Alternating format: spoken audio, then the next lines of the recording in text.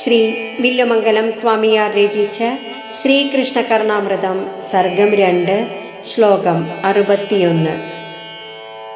കൈലാസോ നവനീതദീക്ഷിതിരിയം പ്രാഗ്ജഗ്ധമൃല്ലോഷ്ടതി ക്ഷീരോദോപി നിപീതദുഗ്ധതിലസൻ സ്മേരേ പ്രഫുല്ലേ മുഖേ മാത്രാജീർണധിയാ ദൃഢം ചകിതയാ നഷ്ടാസ്മി ദൃഷ്ടകയാ ധൂധൂവത്സഗ ജീവ ജീവ ചിരമിത്യുക്തോ വതാന്നോ ഹരി.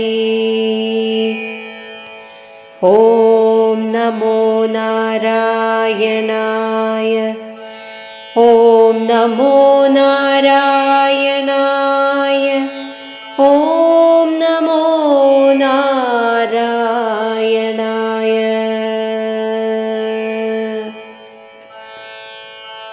യശോദ 2 പ്രാവശ്യം കണ്ണന്റെ വായിൽ ലോകം മുഴുവനും കണ്ടതായി ഭാഗവതം ദശമസ്കന്ധത്തിൽ വർണ്ണിച്ചിരിക്കുന്നു.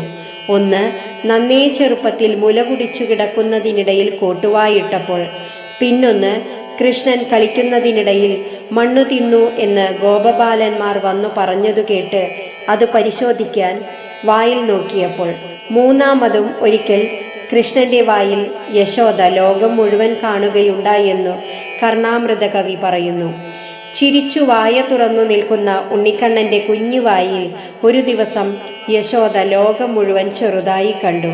അപ്പോൾ കൈലാസം വെണ്ണയാണെന്നും ഭൂമണ്ഡലം മുമ്പൊരു നാൾ തിന്ന മൺകട്ടയാണെന്നും പാലാഴി കുറച്ചു മുമ്പ് കുടിച്ച പാലാണെന്നും യശോദയ്ക്ക് തോന്നി. ആരിൽ നിന്നോ കൊതി ബാധിച്ച് മുമ്പു തിന്ന വെണ്ണയും മണ്ണും കുടിച്ച പാലുമെല്ലാം അകത്തു ദഹിക്കാതെ കെട്ടിക്കിടക്കുകയാണെന്നും യശോദ തെറ്റിദ്ധരിച്ച് വല്ലാതെ ഭയപ്പെട്ടു.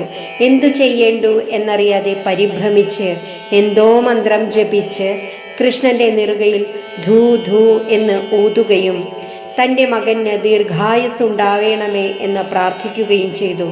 ഈ വിധത്തിലുള്ള ഒരു സംഭവം കവി ഭാവനയിൽ കണ്ടതാണ്.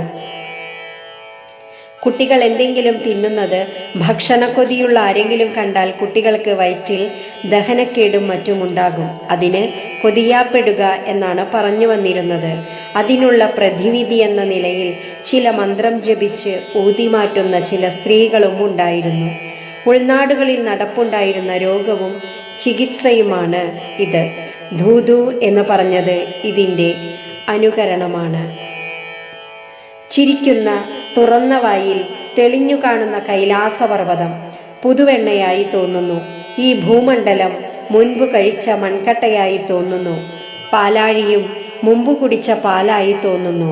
അമ്മ യശോദയാൽ അജീർണ രോഗം ബാധിച്ചതാണെന്ന് കരുതി വല്ലാതെ ഭയപ്പെട്ട് ഞാൻ നശിച്ചല്ലോ, ഏതൊരുത്തിയാണ് ഇവനെ കണ്ടത്, ഉണ്ണി ധൂ ധൂ, നീ വളരെ കാലം ജീവിക്കണേ ജീവിക്കണേ എന്നിപ്രകാരം പ്രാർത്ഥിക്കപ്പെട്ട ഭഗവാൻ ഹരി ഞങ്ങളെ ഏവരെയും രക്ഷിക്കട്ടെ. ഹരേ